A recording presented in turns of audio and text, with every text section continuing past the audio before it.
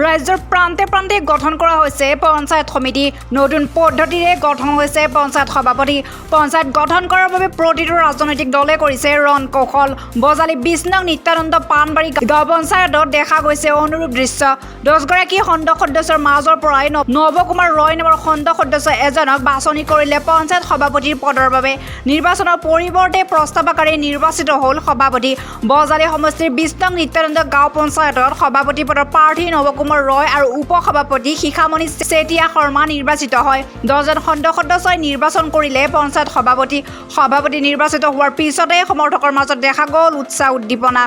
পঞ্চায়ত গঠনৰ প্ৰক্ৰিয়া চলি আছে। আজি নিতান্ত পাণবাৰীটো গঠন কৰিলে কি ক'ব? এতিয়া আজি আমাৰ এই নিতান্ত পাণবাৰীৰ পঞ্চায়তৰ সভাপতি পদৰ বাবে মই নিৰ্বাচিত হ'লোঁ। প্ৰতিদ্বন্দ্বী হিচাপে বাৰু কোনো নাই, ময়ে তাতে প্ৰতিদ্বন্দ্বিত মানে কোনো পিছত নাই, যিহেতু ময়ে পালোঁ প্ৰেচিডেণ্ট সভাপতি পদৰ এতিয়াতো। আৰু মই আজি মিডিয়াৰ ওচৰত ফাৰ্ষ্ট মানে কথা কৈছোঁ, গতিকে কিবা ভুল হ'ব পাৰে।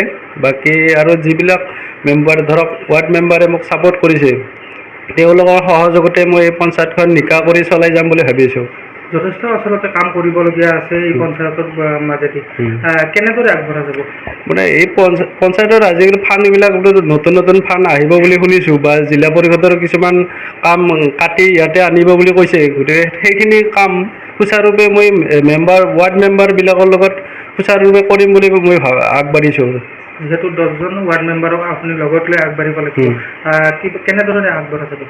সিহঁতক লগত লৈ মানে মই ভাবিছোঁ যে সিহঁতৰ সাংগঠনিক দিশটো যেনেকৈ স্থিতি কৰি ভালকৈ সিহঁতৰ লগ হৈ যাতে আমি গোটেই কামখিনি সুচাৰুৰূপে কৰিব পাৰোঁ। সিহঁতে যাতে ইয়াত একো অভিযোগ নাপায় ৰাইজৰ পৰা, সেনেকৈ মই চলাই যাম বুলি ভাবিছোঁ। আচলতে যিবিলাক বজাৰ হাট আছে 5 লাখ টকালৈকে গাঁও পঞ্চায়তক হস্তান্তৰ কৰিছে জিলা পৰিষদৰ পৰা, কি ক'ব, কেনেদৰে আগবাঢ়িব? এতিয়া আমাৰ গাঁও পঞ্চায়তক বাৰু হস্তান্তৰ কৰিছে হয়, কিন্তু তাৰ বিষয়ে মই বহুত অভিজ্ঞতাও নাই। তথাপি মই সেইখিনি আঁচনিখিনি মই সুচাৰুৰূপে পালন কৰিম বুলি ভাবিছোঁ আৰু।